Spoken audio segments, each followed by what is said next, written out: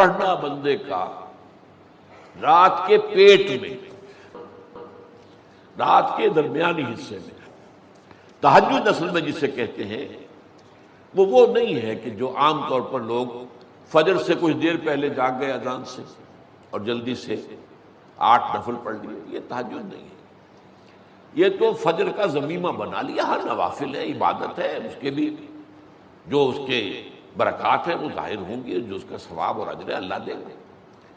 لیکن اصل میں جسے تہجد کہا جاتا ہے وہ رات کو سو کر پھر اٹھنا نیند کو توڑ کر اور پھر سو جانا اور پھر اٹھنا فجر کے لیے. جوف کہتے ہیں پیٹ کو کسی شے کے، جوف اللیل، رات کے بطن میں، رات کے درمیان میں، یعنی نصف رات گزر جائے اس وقت سے انسان جو ہے وہ نماز پڑھے اور پھر ثلث رہ جائے تو پھر جا جائے، پھر سو جائے اور پھر اس کے بعد اٹھے فجر کے لیے اور سنتیں پڑھے اور آئے مسجد کے اندر. تو یہاں آپ نے فرمایا وَصَلَاةُ الرَّجُلِ فِي جَوْفِ اللَّيْلِ، اور اپنے اس قول کے لیے حضور نے آیتیں تلاوت فرمائی وہی 2 آیتیں. یہاں یہ سورہ سجدہ کی آیت نمبر 16 اور 17 ہیں. تتجافا جنوبہم عن المضاجع، اللہ تعالیٰ اپنے خاص محبوب بندوں کی یہ صفات بیان کر رہا ہے کہ ان کے پہلو اپنے بستروں سے علیحدہ رہتے ہیں، رات کے وقت جاگتے رہتے ہیں. بستر پر لیٹیں گے تو سو جائیں گے. تتجافا جنوبہم عن المضاجع یدعون ربہم خوفا وطمعا، وہ اس وقت اپنے رب کو پکارتے ہیں، دعائیں کرتے ہیں، خوف کے ساتھ بھی، اس کے مواخذے کا خوف، اس کے عذاب کا خوف، اس کی باز پرس کا خوف، اس کی ناراضی کا خوف، جہنم کا خوف، و طمعا، اور طمع کس کی؟ اللہ راضی ہو جائے، اللہ کے اجر و ثواب کی بھی طمع ہو. لیکن سب سے بڑی طمع کیا ہے؟ اللہ مجھ سے راضی ہو جائے. اس لیے سب سے اونچا مقام یہی ہے، رضی اللہ عنہم ورضوا عنہ، اللہ ان سے راضی ہو گیا، وہ اللہ سے راضی ہو گیا. یہ باہمی رضا ہے، بندہ اپنے رب سے راضی رہے. وہ ہے کہ تسلیم و رضا جو بھی دنیا میں آ رہا ہے اس پر شکوہ، اللہ کا شکوہ زبان پر نہ لائے. جو بھی آ رہا ہے یہ میرے رب کی طرف سے ہے، وہ میرا مولا ہے، آقا ہے، دوست ہے، میرا خیر خواہ ہے. اسے معلوم ہے کہ اس شر کے پیچھے کون سا خیر آ رہا ہے، مجھے کیا پتا، مجھے تو شر نظر آ رہا ہے، خیر تو نظر نہیں آ رہا. اس لیے فرمایا گیا کہ ہو سکتا ہے عسیٰ ان تکرہوا شیئا وہو خیر لکم وعسیٰ ان تحبوا شیئا وہو شر لکم واللہ یعلم وانتم لا تعلمون. ہو سکتا ہے تمہیں کوئی چیز بری لگے حالانکہ اسی میں تمہارا خیر ہے. عین ممکن ہے تمہیں کوئی چیز اچھی لگتی ہو حالانکہ اس میں تمہارے لیے شر ہے. اللہ جانتا ہے، تم نہیں جانتا. اس کیفیت کے اندر دنیا کی زندگی گزارے، اللہ تعالیٰ آخرت میں اسے راضی کر دے گا، اللہ اس سے راضی ہو جائے گا.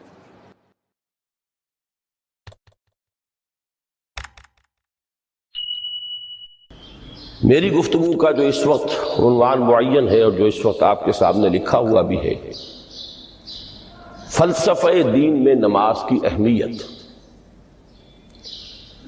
اس میں سب سے پہلے تو میں توجہ دلاؤں گا کہ لفظ فلسفہ اصلاً عربی کا ہے اور نہ ہی یہ قرآن حکیم کی اصطلاح ہے. یہ لفظ بھی اپنی اصل کے اعتبار سے یونانی ہے. فلسفی اگرچہ فلسفی عربی میں اب استعمال ہوتا ہے اور فلاسفہ اس کی جمع بھی ہوتی ہے، لیکن واقعتاً یہ عربی زبان کا لفظ نہیں ہے. اسی کی ایک مثال اور ہے تصوف. وہ بھی بظاہر تفاعل کے وزن پر خالص صیغہ معلوم ہوتا ہے عربی زبان کا، لیکن یہ بھی تھیوسوفی، یہ بھی در حقیقت یونانی الاصل لفظ ہے جس کی تعریف کی گئی ہے، اسے معرب بنا کر عربی کا جامہ پہنا دیا گیا ہے. فلسفے سے ہم جس علم یا جس شعبہ علم کو مراد لیتے ہیں، قرآن حکیم کی اصطلاح میں اس کے لیے لفظ حکمت ہے. اس کا مادہ ہا کاف میم،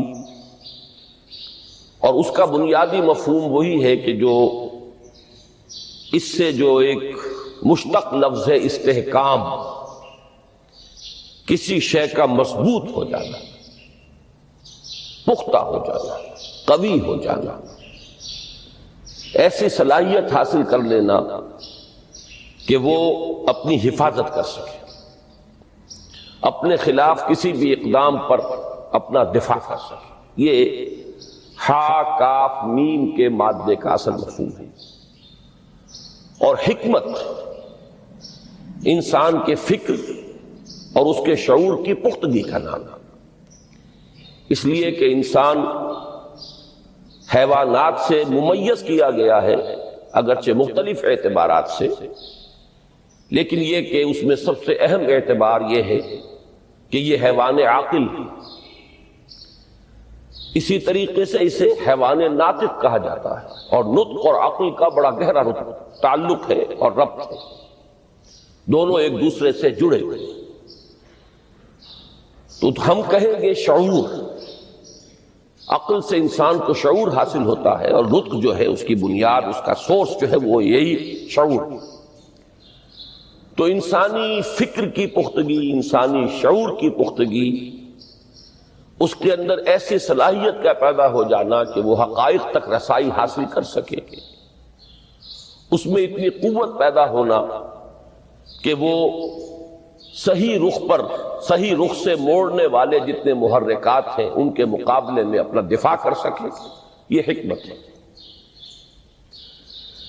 لہذا فلسفہ دین کی بجائے اب آپ اپنے ذہن میں حکمت دین کا لفظ رکھیں، اور اب غور کیجئے کہ حکمت دین میں صلاۃ کے مقام کو سمجھنے کے لیے ہمیں یہاں سے ابتدا کرنی چاہیے کہ حکمت دین کا سب سے بنیادی مسئلہ کون سا ہے۔ حکمت دین کا سب سے اہم، سب سے بنیادی، اولین مسئلہ معرفت خداوندی، انسان اپنے رب کو پہچانے، اور رب کو پہچان کر اپنے فطری جذبہ تشکر کو اس کی ذات سے وابستہ کرے۔ یہ فطری جذبہ تشکر بھی آپ سمجھ لیجئے کہ یہ بھی نہ صرف انسان بلکہ حیوانات کا بھی خاصہ ہے، کہ اگر ان کے ساتھ کوئی بھلائی کی جائے تو ایک خاص رد عمل ان کی طبیعت میں پیدا ہوتا ہے، جسے ہم جذبہ شکر یا جذبہ تشکر سے تعبیر کر سکتے ہیں۔ حیوان کے پاس اگرچہ وہ زبان نہیں ہے کہ جس میں وہ اپنے اس جذبے کو الفاظ کا جامہ پہنا کر اپنے محسن کی خدمت میں پیش کر سکے، لیکن یہ کہ اگر کبھی کسی بھوکے پیاسے حیوان کو آپ نے کوئی غذا فراہم کی ہو یا پانی پلایا ہو، اور پھر اگر آپ اس کی آنکھوں میں دیکھیں گے تو وہ جذبہ تشکر وہاں سے ابلتا ہوا محسوس ہوگا۔ یہ گویا کہ فطرت کا تقاضا ہے۔ حیوانات سے بلندتر سطح پر انسان ہے، تو فطرت انسانی کا بڑا اساسی اور بنیادی تقاضا ہے کہ وہ اپنے محسن کا شکر ادا کرے۔ جس نے بھی اس کے ساتھ کوئی بھلائی کی ہو، خیر کیا ہو، اس کی کوئی احتیاج پوری کی ہو، اس کی کوئی ضرورت پوری کی ہو، اس کا وہ شکر بجانا۔ تو یہ فطری جذبہ تشکر جب تک عقل انسانی اپنے اصل محسن اور مربی کو نہیں پہچانتی تو یا تو یہ منتشر رہتا ہے یا بھٹکتا رہتا ہے۔ چنانچہ شرک کی جو ساری تاریخ ہے اس کا تجزیہ کریں گے تو بات یہی نظر آئے گی کہ اس جذبہ تشکر نے اپنے علم کی کوتاہی کی وجہ سے، اپنے فہم کی کوتاہی کی وجہ سے مختلف اشیاء کے ساتھ یا مظاہر قدرت کے ساتھ اپنے آپ کو منسلک کر لیا۔ مثلاً یہ کہ یہ بات غلط نہیں ہے کہ ہماری دنیا کا یہ سارا نظام جو ہے اس میں سورج کی حرارت کو بہت بڑا دخل حاصل ہے، ساری انرجی جو ہمارے پاس ہے اس کی سورس تو اصل میں وہ سولر انرجی ہے. لکڑی بھی آپ جلا کر اگر آگ کے ذریعے سے حرارت حاصل کرتے ہیں تو وہ بھی در حقیقت سورج ہی کی وہ حرارت تھی کہ جو اس لکڑی میں جذب ہوئی ہے، اس نے وہ صورت اختیار کی. فصلوں کو سورج پکاتا ہے، اس کی حرارت جو ہے وہی ان کے پکنے کا ذریعہ بنتی. لہذا انسان نے یہ سمجھا کہ ہمارا سب سے بڑا محسن یہ ہے، لہذا اس کے آگے ہاتھ جوڑ دیے، اس کو سجدہ کیا، اسے معبود بنا لیا. اسی پر آپ قیاس کرتے چلے جائیے. جس جس چیز کے بارے میں احساس ہوا کہ اس کے ساتھ ہماری کوئی بھلائی وابستہ ہے، یہ ہمارے لیے کسی خیر کا ذریعہ ہے، اس کے سامنے انسان جھک گیا اور اس کے اظہار تشکر کے لیے اس نے مراسم عبودیت ایجاد کر دی. تو عقل انسانی کی اصل معراج یہ ہے کہ وہ اپنے اصل مربی کو پہچانے، اپنے اصل رب کی معرفت حاصل ہو جائے کہ یہ تمام مظاہر فطرت، مظاہر قدرت، اگرچہ یہ سب ہے اس دنیا میں، اس کے نظام کو مختلف پہلوؤں سے ان کے ساتھ وابستہ کیا گیا ہے، لیکن یہ سب خود کسی اور کی ربوبیت کے مظہر ہے. کوئی اور ہے جو ان سب کا خالق ہے، کوئی اور ہے کہ جس نے ان کے لیے یہ سارا نظام بنایا ہے.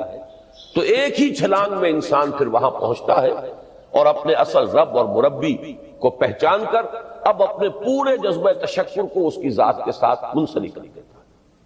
یہ میں نے خلاصہ عرض کیا آپ کے سامنے سورہ لقمان کے دوسرے رکوع کی اس پہلی آیت کا، جس میں اللہ تعالیٰ نے حضرت لقمان کے حوالے سے حکمت اور حکمت کا جو منطقی اور لازمی نتیجہ ہے دونوں چیزوں کو بیان کر دیا.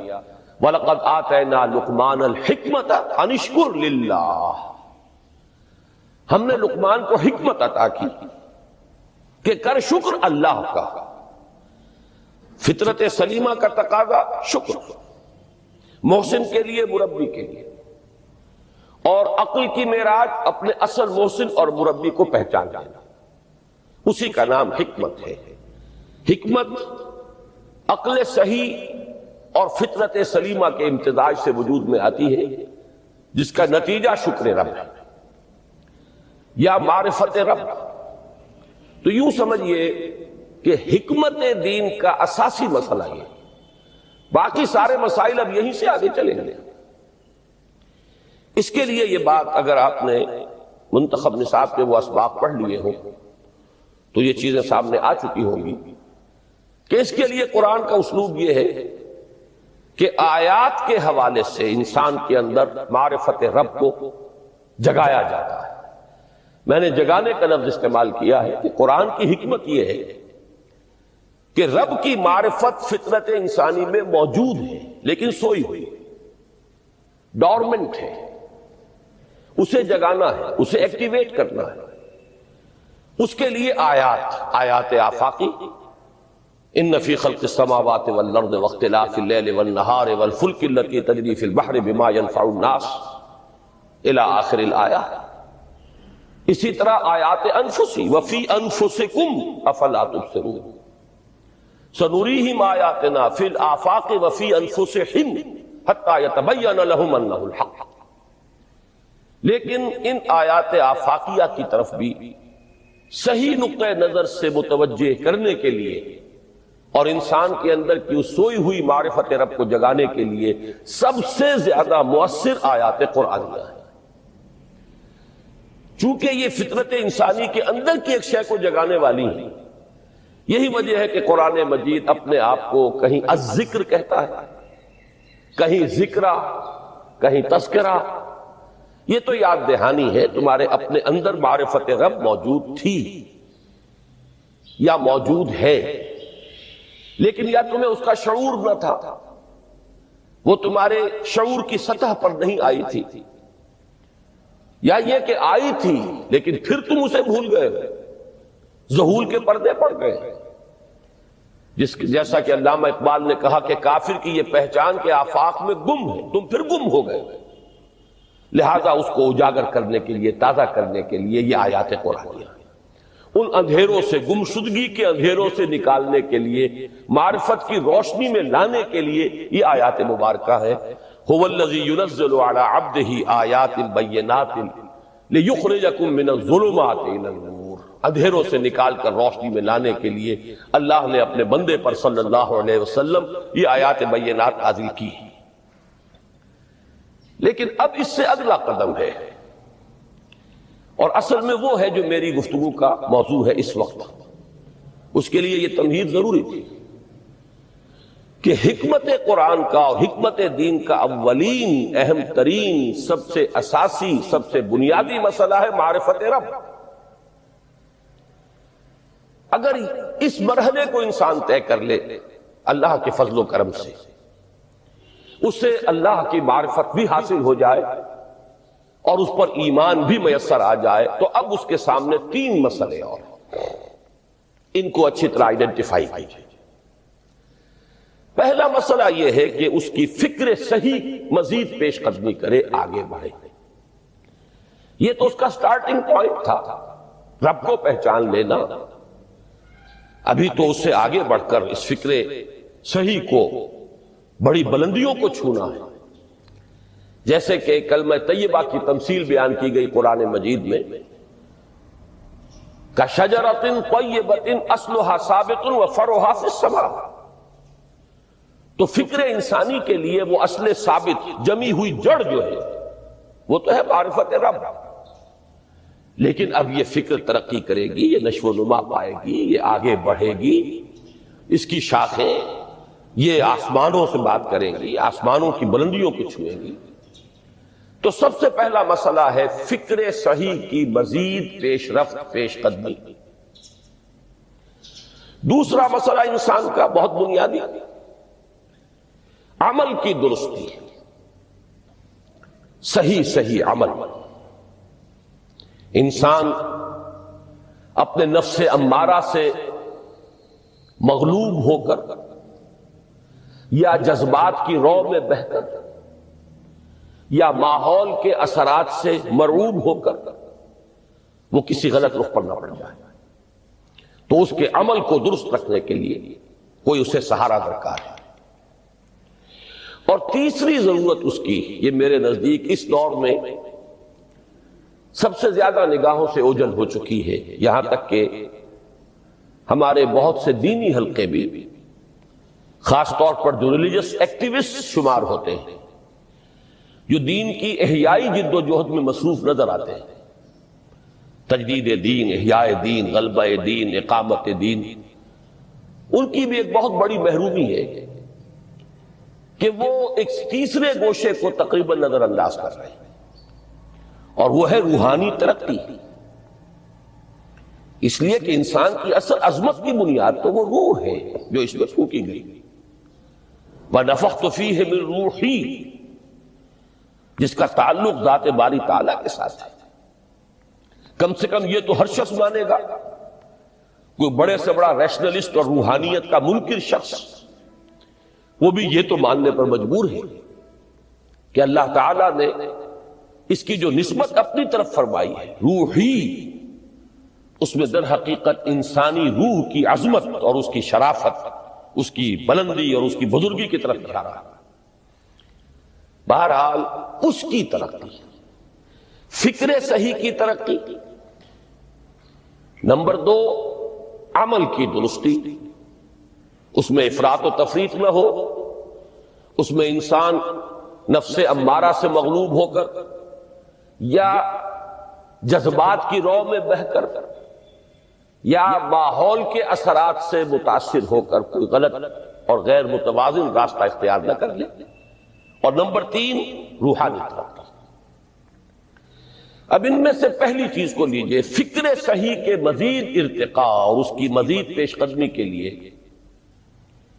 قرآن حکیم نے بھی سورہ آل عمران کے آخری رکوع میں ذکر کو سب سے پہلے اور سب سے اہم عامل کی حیثیت سے شمار کیا۔ چنانچہ اس کی پہلی آیت جو ہے سورہ آل عمران کے آخری رکوع کی، اس میں تو وہی مضمون جو میں بیان کر چکا وہ آیا ہے، ان فی خلق السماوات والارض واختلاف اللیل والنہار لآیات لأولی الالباب، یقیناً آسمان اور زمین کی تخلیق میں اور دن اور رات کے الٹ پھیر میں نشانیاں ہیں ہوش مندوں کے. ان کے ذریعے سے انسانی شعور کے اندر وہ معرفت رب اجاگر ہوگی. وہ پہلا مرحلہ اس نے طے کر لیا، وہ ڈورمنٹ معرفت اب ایکٹیویٹ ہو گئی. اب مزید فکر کا مرحلہ ہے جو اگلی آیت میں آیا ہے، الذین یذکرون اللہ قیاما وقعودا وعلی جنوبہم ویتفکرون فی خلق السماوات والارض ربنا ما خلقت ھذا باطلا سبحانک فقنا عذاب النار.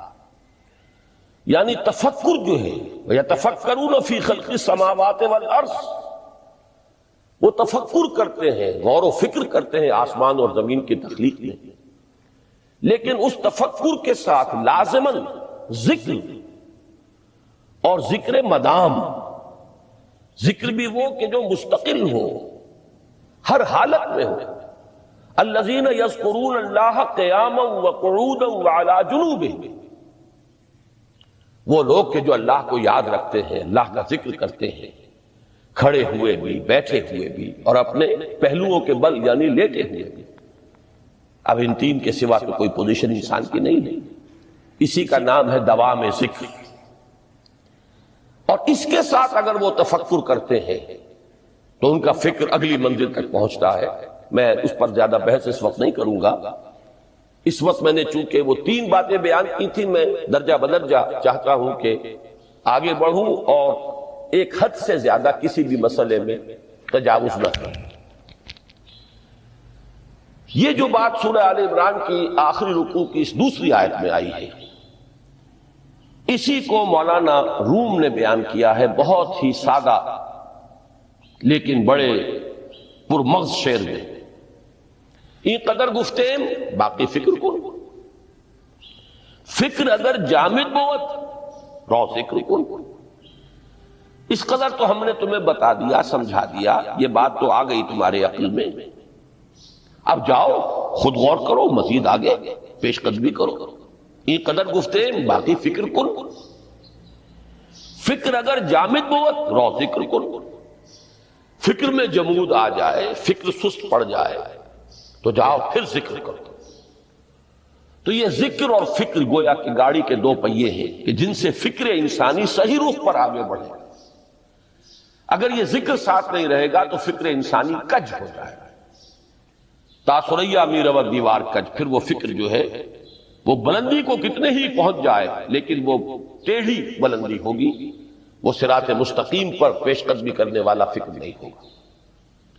اسی کو علامہ اقبال نے اپنے دو اشعار میں، کیونکہ انہوں نے مولانا روم کو اپنا پیر بھی تسلیم کیا ہے، مرشد رومی، تو یہ فکر جو ہے، یہ خیال جو مولانا روم نے پیش کیا، اسی کو علامہ اقبال نے دو اشعار میں میں سمجھتا ہوں کہ مزید شکوہ کے ساتھ مزید خوبصورت اور حسین انداز میں پیش کیا ہے. جز بقرآن زیغمی روباہی است، فقر قرآن اصل شاہنشاہی است. قرآن کے بغیر اگر کوئی شعر بھی ہو تو وہ بھی اصل میں لومڑی ہے، اس کی کوئی حقیقت نہیں ہے. اس لیے کہ اصل شاہنشاہی جو ہے وہ تو فقر قرآن ہے. اب فقر قرآن کیا ہے؟ فقر قرآن اگر آپ لکھا ہوا دیکھیں گے اس کو تو اس کے آگے یہاں اب سوالیہ نشان آ جائے گا. فقر قرآن یعنی سوچو فقر قرآن کیا ہے، اور جواب ہے اختلاط ذکر و فکر. فقر قرآن امتزاج سے وجود میں آتا ہے کہ اس میں ذکر بھی ہو، فکر بھی ہو. اور فکر را کامل نہ دیدم جز میں ذکر، میں نے فکر کو کبھی بھی اپنی منزل مقصود تک پہنچتا ہوا نہیں پایا جب تک کہ اس کے ساتھ ذکر نہ ہو. تو پہلی شے تھی فکر انسانی کی صحیح رخ پر مزید پیش قدمی اور پیش رفت، اور اس کے لیے لازم ہے ذکر و فکر کا امتزاج. دوسری چیز کو لیجئے عمل کی درستی. اس عمل کی درستی کے لیے اللہ تعالی کے ساتھ ایک گہرے تعلق کی ضرورت ہے، اس لیے کہ صبر کی بحث میں یہ مضامین شاید آپ کے سامنے آ گئے ہوں کہ صبر، جہاں مصیبت پر صبر ہوتا ہے، تکلیف پر صبر ہوتا ہے، اللہ کے احکام پر جمنا یہ بھی صبر ہے، نفس کی خواہشات کی باغ کو تھام کر رکھنا، کھینچ کر رکھنا یہ بھی صبر ہے، اور استقامت کسی شے پر قائم رہنا یہ بھی صبر ہے۔ تو عمل صحیح پر استقامت کے لیے وَاصْبِرْ وَمَا صَبْرُكَ إِلَّا بِاللَّهِ، اس صبر کی سب سے اہم جو بنیاد ہے، اس کا جو سب سے بڑا ذریعہ ہے، اس کا جو سب سے بڑا سہارا ہے، وَمَا صَبْرُكَ إِلَّا بِاللَّهِ، اس کے لیے ضرورت ہے ایک گہرے تعلق کی کہ اللہ کے ساتھ ایک ایسا تعلق برقرار رہے جو نہ صرف گہرا ہو بلکہ دائم و قائم، مسلسل۔ ذرا ظہول ہوگا تعلق مع اللہ میں، ذرا کمی آئے گی، شیطان کا وار کاری ہو جائے گا۔ اسی کو حضور نے حدیث میں یوں تعبیر کیا ہے تمثیلاً کہ جو دل اللہ کی یاد سے غافل ہے اس پر، فارسی کا وہ مقولہ بھی ہے کہ خانہ خالی را دیو میں گیرت، گھر خالی رہے تو جنات اس پر، دیو جو ہے آ کر قبضہ جما لیتے ہیں۔ تو خانہ قلب جو ہے اگر یاد خدا بندی سے خالی ہو گیا تو شیطان ابلیس لعین اپنی تھوتنی ٹکا دیتا ہے۔ یہ لفظ آتا ہے سور کے منہ کے لیے تھوتنی، جس طرح اس کا نکلا ہوا سا منہ ہوتا ہے آگے، تو یہ لفظ استعمال کیا گیا کہ وہ اپنی تھوتنی انسان کے دل پر جما کر اور پھوکے مارنی شروع کر دیتا ہے۔ تو شیطان کو موقع ہی کم ملتا ہے جب انسان کے تعلق مع اللہ کے اندر کمی، وہ خانہ بالکل خالی ہو گیا ہو یا اتنا ضعیف ہو گیا ہو کہ کل عدم ہو جائے، گویا کہ نہیں۔ تیسری چیز کی طرف آئیے، روحانی ترقی۔ روحانی ترقی کے لیے میں ایک اصطلاح کے سامنے لا رہا ہوں، اس سے مراد کیا ہے؟ روحانی ترقی کے لیے ہماری دینی اصطلاح ہے تقرب الی اللہ، اللہ سے قریب تر ہوتے چلے جانا۔ اس پر میرا ایک کتابچہ بھی ہے، تقرب الی اللہ کے دو مدارج، دو درجے، جو در حقیقت ایک حدیث نبوی علیہ الصلوۃ والسلام ہی پر مبنی ہے کہ حضور نے ایک درجہ قرار دیا ہے تقرب بالفرائض، فرائض کے ذریعے سے انسان اللہ کا قرب حاصل کرے۔ ایک ہے تقرب بالنوافل، نوافل کے ذریعے سے اللہ کا قرب حاصل کرے۔ ان میں کیا نسبت و تناسب ہے، اہمیت کے اعتبار سے کون بڑھ کر ہے، بلندی کے اعتبار سے کون بڑھ کر ہے، یہ تمام مسائل میں نے اپنی اس تقریر میں بیان کیے تھے جو اس کتابچے میں شائع ہوئی ہے۔ اس وقت میں اس کی تفصیل میں نہیں جا رہا، صرف یہ تذکرہ اس لیے کر رہا ہوں کہ جن کو بھی خواہش ہو جائے وہ اس کا مطالعہ کرے۔ ہماری اس وقت کی گفتگو سے وہ کتابچہ اس جگہ پر منسلک ہوگا۔ تو تقرب الی اللہ، یہ تقرب کوئی فزیکل فینومینن نہیں ہے، جسمانی یا مادی مسئلہ نہیں ہے۔ اللہ سے قرب یہ نہیں ہے کہ کوئی کروڑوں میل کا فاصلہ ہے، اب ہمیں کوئی رسی پر چڑھنا ہے اوپر بڑی محنت اور مشقت سے، فصل تو ہے ہی نہیں، فاصلہ ہے ہی نہیں، بعد ہے ہی نہیں۔ نحن اقرب الیہ من حبل الورید، ہم تو انسان سے اس کی شہرگ سے بھی زیادہ قریب ہیں۔ ہوا معکم اینما کنتم، وہ تو تمہارے ساتھ ہی ہوتا ہے جہاں کہیں بھی تم ہو، بس صرف یہ کہ تمہاری توجہ نہیں ہوتی، تم اور چیزوں میں مشغول و مصروف رہتے ہو، تم ہماری طرف دھیان ہی نہیں دیتے، تم ہماری طرف متوجہ ہی نہیں ہوتے۔ ہم تو مائل بے کرم ہے، کوئی سائل ہی نہیں، راہ دکھلائیں کسے رہنو منزل ہی نہیں۔ انسان جب متوجہ ہو جاتا ہے اور بڑھتا ہے آگے پیش قدمی کرتا ہے روحانی اعتبار سے، تو یہ ہے در حقیقت تقرب اللہ۔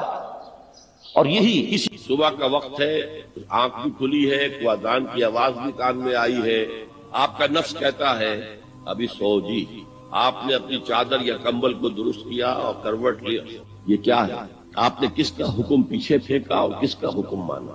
اللہ کے حکم کو پیچھے پھینک دیا، نفس کے حکم کو آگے رکھا۔ یہ شرک، اس شرک کو جاننے والے بہت کم ہیں۔ مولانا روم نے خوب کہا تھا، نفس ماں ہم کم ترس فرعون نیست لیکن ایراعون نیست، میرا نفس بھی فرعون سے کم نہیں ہے۔ فرعون نے کہا تھا نا الیس لی ملک مصر وہذہ الانہار تجری من تحتی، کیا اس ملک مصر کی حکومت میری نہیں ہے؟ اور سارا جو یہ آب پاشی کا نظام ہے، انہار کا نظام ہے، وہ میرے کنٹرول میں نہیں ہے؟ جس کا چاہوں موگا کھلا رکھوں، جس کا چاہوں بند کر دوں۔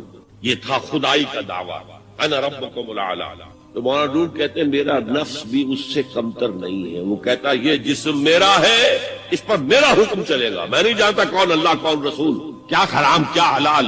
تو فرعون سے کم تو نہیں ہے میرا نفس، لیکن ایراعون اس کی بہت مدد تھی، فوج تھی، لاؤ لشکر تھا، تو اس نے زبان سے بھی کہہ دیا کھل کر انا ربکم الاعلی۔ میں مسکین ہوں، غریب ہوں، میرے پاس کوئی طاقت نہیں ہے، میں زبان سے تو کچھ نہیں کہہ سکتا، اندر سے میرا نفس یہی کہتا۔ یہ نفس کی حکومت قرآن کہتا ہے، میں حیران ہوتا ہوں، دو جگہ یہ مضمون آیا ہے، ارأیت من اتخذ الہہ ہواہ افانت تکون علیہ وکیلا۔ اے نبی تم نے دیکھا اس شخص کو، اس کے حال پر غور کیا جس نے اپنی خواہش نفس کو اپنا الہ بنا لیا ہے۔ اللہ اکبر، الہ لا الہ الا اللہ، کلمہ توحید کا مرکزی لفظ یہاں آ رہا ہے، من اتخذ الہہ ہواہ، جس نے اپنی خواہش نفس کو اپنا معبود بنا لیا، الہ بنا لیا۔ افانت تکون علیہ وکیلا، کیا آپ ایسے شخص کی کوئی ذمہ داری لے سکتے ہیں؟ سود حرام ہوا کرے جی، حرام ورام، ہمارا دھندا جو ہے وہ آگے بڑھ نہیں سکتا۔ اللہ کے حکم کو پیچھے ڈالا، نفس کے تقاضے کو آگے رکھا۔ کون معبود ہے آپ؟ نام عبداللہ رکھیے، نام عبد الرحمان رکھیے، ہے عبد النفس، نفس کے بندے، نفس کے غلام۔ پوچھا گیا ایو الہجرت افضل ہو یا رسول اللہ، اے اللہ کے رسول بتائیے سب سے اعلیٰ ہجرت کون سی ہے، افضل؟ فرمایا ان تہجر ما کرہ ربک، ہر اس چیز کو چھوڑ دو جو تمہارے رب کو پسند نہیں۔ آج رات ہی سے آپ ہجرت شروع کر سکتے ہیں۔ جائزہ لیجئے کیا کیا چیزیں میری زندگی میں خلاف شریعت ہے، تو اللہ کو ناپسند ہے، فیصلہ کیجئے کہ آج کے بعد نہیں ہوگی، ہجرت شروع ہو گئی۔ افضل الہجرہ، سب سے افضل ہجرت شروع ہو گئی۔ المجاہد من جاہد نفسہ، جہاد تو یہاں سے شروع ہو گیا، اپنے نفس کے خلاف جہاد کرنا۔ صبح نفس نے کہا ابھی سو جاؤ، آپ نے نفس کی بات کو رد کیا، اپنا کمبل اٹھا کے پھینکا، اٹھے، وضو کیا، نماز کے لیے آپ مسجد چل دیے، آپ نے جہاد کیا نفس کے خلاف۔ یہ افضل الجہاد ہے۔ افرأیت من اتخذ الہہ ہواہ افانت تکون علیہ وکیلا، کیا تم نے غور کیا اس شخص کی حالت پر جس نے اپنی خواہش نفس کو اپنا معبود بنا لیا، الہ بنا لیا، کہہ رہا ہے لا الہ الا اللہ، لا الہ الا اللہ، لیکن الہ تو اس کا لفظ ہے۔ ظاہر بات ہے فرعون نے اگر دعویٰ کیا تھا میں تمہارا خدا ہوں، انا ربکم الاعلی، تو کیا اس کا مطلب یہ تھا کائنات میں نے پیدا کی ہے، تمہیں میں نے پیدا کی ہے؟ ذرا سوچیے، کیا وہ بزرگ موجود نہیں ہوں گے جنہوں نے اسے دیکھا ہو کہ آج اس کی ولادت ہوئی تھی، کل اس کی کوئی اور سیری بنی ہوئی تھی؟ یہ کیسے دعویٰ کیا تھا؟ میرا حکم چلے گا، میں نہیں جانتا، الیس لی ملک مصر، مصر کی حکومت میری ہے کہ نہیں؟ قرآن حکیم نے بھی سورہ آل عمران کے آخری رکوع میں ذکر کو سب سے پہلے اور سب سے اہم عامل کی حیثیت سے شمار کیا۔ چنانچہ اس کی پہلی آیت جو ہے سورہ آل عمران کے آخری رکوع کی، اس میں تو وہی مضمون جو میں بیان کر چکا وہ آیا ہے، ان فی خلق السماوات والارض واختلاف اللیل والنہار لآیات لأولی الالباب، یقیناً آسمان اور زمین کی تخلیق میں اور دن اور رات کے الٹ پھیر میں نشانیاں ہیں ہوش مندوں کے۔ ان کے ذریعے سے انسانی شعور کے اندر وہ معرفت رب اجاگر ہوگی۔ وہ پہلا مرحلہ اس نے طے کر لیا، وہ ڈورمنٹ معرفت اب ایکٹیویٹ ہو گئی۔ اب مزید فکر کا مرحلہ ہے جو اگلی آیت میں آیا ہے، الذین یذکرون اللہ قیاما وقعودا وعلی جنوبہم ویتفکرون فی خلق السماوات والارض ربنا ما خلقت ھذا باطلا سبحانک فقنا عذاب النار۔ یعنی تفکر جو ہے ویتفکرون فی خلق السماوات والارض، وہ تفکر کرتے ہیں، غور و فکر کرتے ہیں آسمان اور زمین کی تخلیق میں، لیکن اس تفکر کے ساتھ لازماً ذکر اور ذکر مدام، ذکر بھی وہ کہ جو مستقل ہو، ہر حالت میں ہو.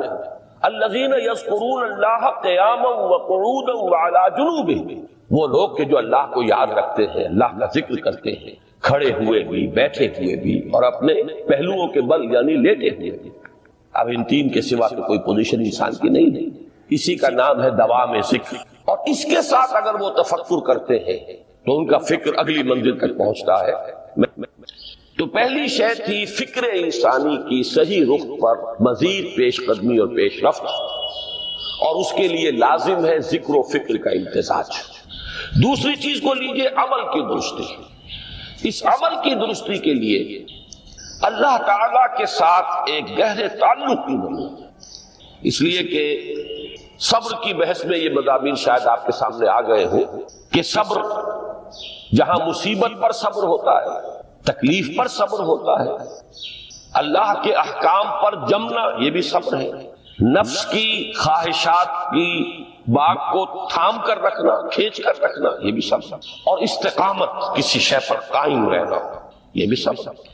تو عمل صحیح پر استقامت کے لیے وَاصْبِرْ وَمَا صَبْرُكَ إِلَّا بِاللَّهِ، اس صبر کی سب سے اہم جو بنیاد ہے، اس کا جو سب سے بڑا ذریعہ ہے، اس کا جو سب سے بڑا سہارا ہے، وَمَا صَبْرُكَ إِلَّا بِاللَّهِ، اس کے لیے ضرورت ہے ایک گہرے تعلق کی کہ اللہ کے ساتھ ایک ایسا تعلق برقرار رہے جو نہ صرف گہرا ہو بلکہ دائم و قائم مسلسل.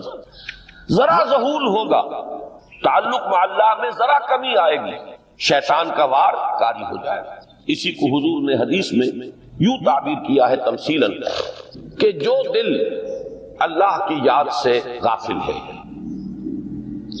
اس پر، فارسی کا وہ مقولہ بھی ہے کہ خانہ خالی را دیو میں گیرت، گھر خالی رہے تو جنات اس پر دیو جو ہے آ کر قبضہ جما لیتے ہیں.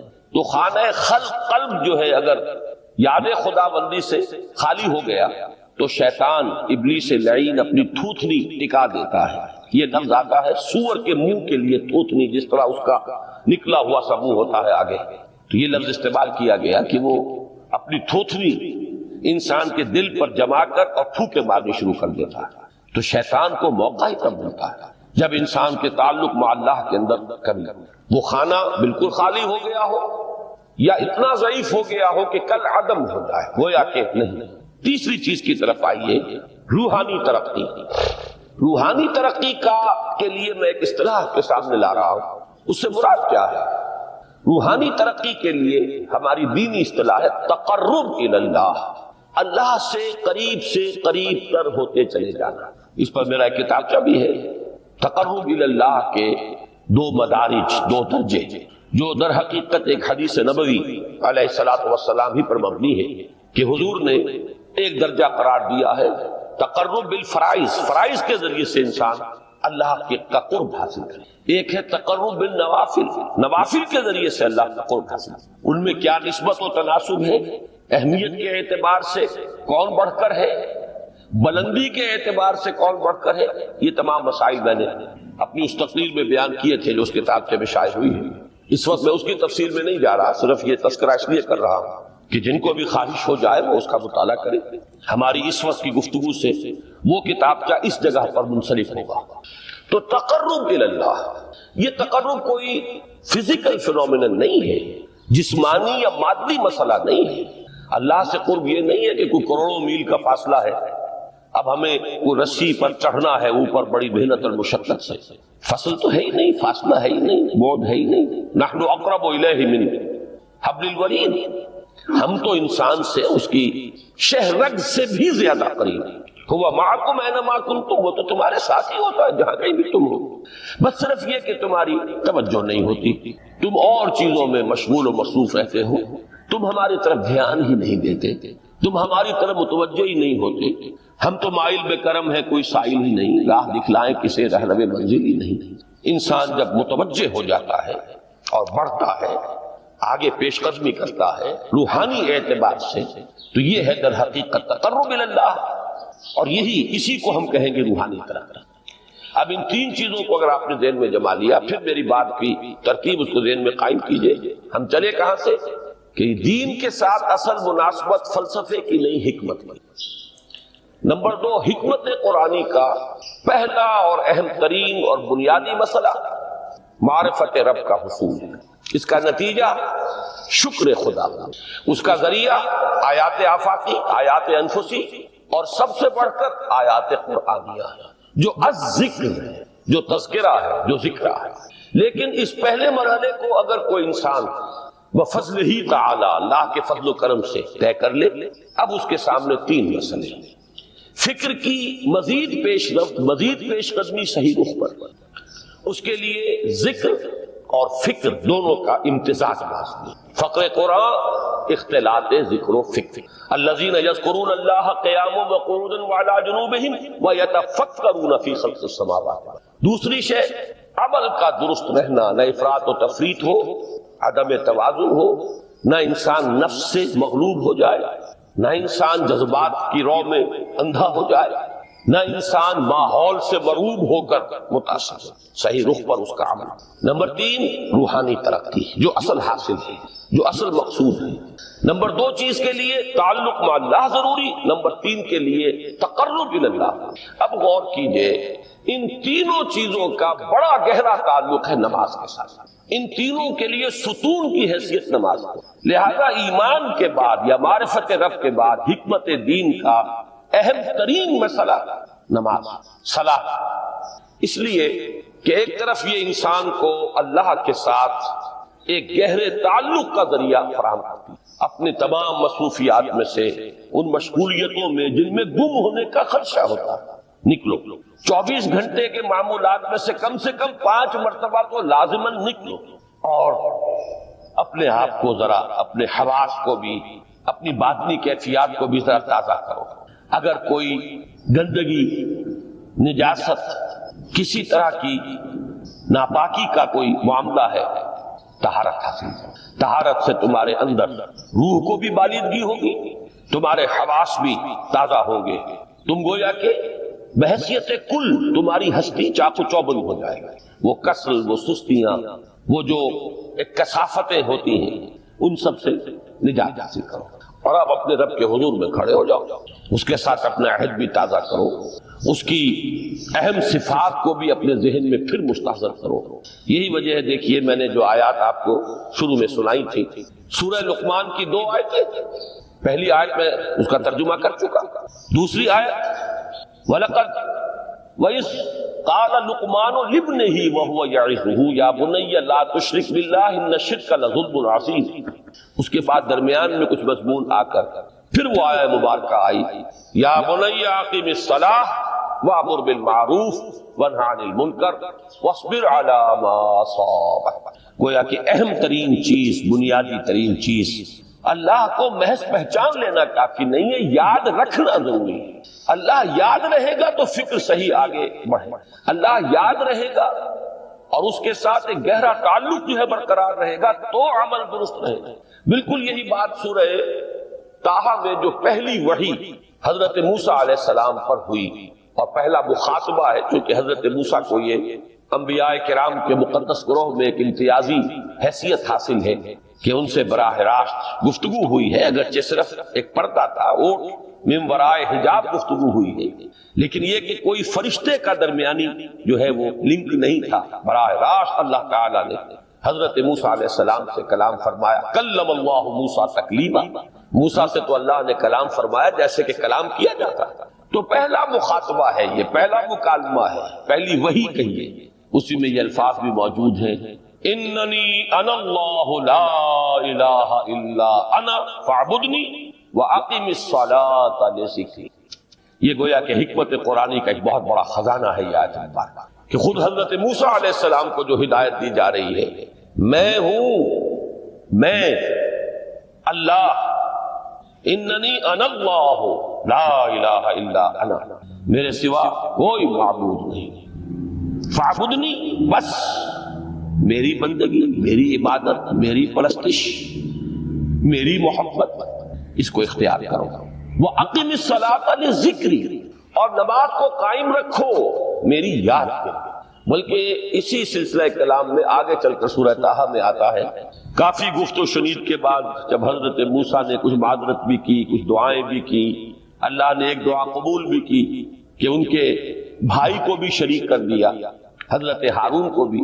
اس کے بعد پھر جب فرمایا کہ اب جاؤ فرعون کی طرف، تو اس میں فرمایا وَلَا تَنِعَ فِي ذِکْرِی، اور دیکھنا یہ جو عظیم مشن تمہارے کندھے پر آ گیا ہے، بڑا بھاری اور کٹھن ایک فرض ہے جو تم پر عائد ہو گیا ہے، اس کے لیے سب سے بڑی تمہارے پاس جو قوت کا ذریعہ ہے وہ نماز ہے۔ فَلَا تَنِعَ عَنْ ذِکْرِی، میری یاد میں کبھی غفلت نہ کرنا، اس میں کبھی کوئی کمی نہ آنے دینا۔ جیسا کہ میں نے عرض کیا تھا کہ جیسے ہی وہ تعلق جو ہے کمزور پڑتا ہے یا منقطع ہو جائے معاذ اللہ، تو پھر انسان گویا کہ شیطان کے لیے ایک لقمہ تر بن جاتا ہے۔ اب آپ غور کیجئے، تیسری شے تقرب الی اللہ، اس کے حوالے سے بھی جو فرائض اور نوافل کی بات ہے اس کو اس وقت ذہن سے نکال کر یہ سمجھیے کہ اس میں نماز کا کیا مقام ہے، اس لیے کہ نماز فرض بھی ہے، نماز نفل بھی ہے، وہ تو دونوں میں شریک ہو جائے گا۔ اب اس کو لفظ صلاۃ کے حوالے سے آپ ان دونوں چیزوں کو سمجھیں۔ صاد لام واو یا یہ چونکہ حروف علت ایک دوسرے سے بدلتے رہتے ہیں، یہ جو مادہ ہے اس کی جو خالص لغوی اصل ہے، جو خالص عربی زبان میں اس کا بنیادی مفہوم ہے، وہ آگ جلانا یا آگ تاپنا یا آگ سینکنا، حرارت حاصل۔ لہذا بار بار آتا ہے جہنم کے ذکر میں اسلوہا، اب جلو اس میں، تاپو اس کو، یہ سینکے گی تمہیں۔ بلکہ تفقلون کا لفظ آیا ہے حضرت موسیٰ کے کلام میں، جب وہ گئے تھے کوہ طور پر، جب پہنچ گئے تو تھے آگ کی تلاش میں، لعلکم تسقلون، تو اپنے اہل خانہ سے یہی کہا تھا کہ مجھے کہیں وہ روشنی نظر آ رہی ہے، غالباً کوئی وہاں سے آگ مل سکے گی، ورنہ یہ کہ کوئی رہنمائی کو رستہ مجھے مل سکے گا، میں وہ آگ لے آؤں گا، کوئی چنگاری وہاں سے لے آؤں، لعلکم تسقلون، تاکہ تم، اب یہ اصطلاح در حقیقت باب افتعال ہے، اور یہ تے یہاں پر توئے کی شکل اختیار کر گئی، تا نے توبل کی صورت اختیار کی صاد کی وجہ سے۔